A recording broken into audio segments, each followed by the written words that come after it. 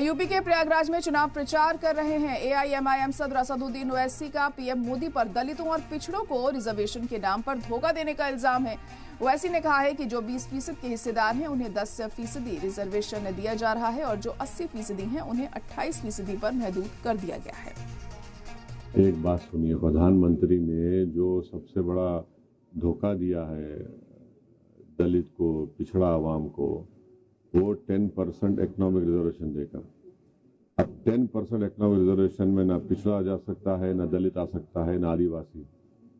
अब उनका पॉपुलेशन में हिस्सा क्या है? 20%। उनको अब 10% दे रहे हैं और जो 80% है आबादी का, उनको आपने लिमिट कर दिया 28% पे। तो ये खुद बता रहा है कि ये क्या राजनीति कर रहे हैं वो। ना किसी का रिजर्वेशन छीना गया, ना किसी को छीन कर दिया जाएगा।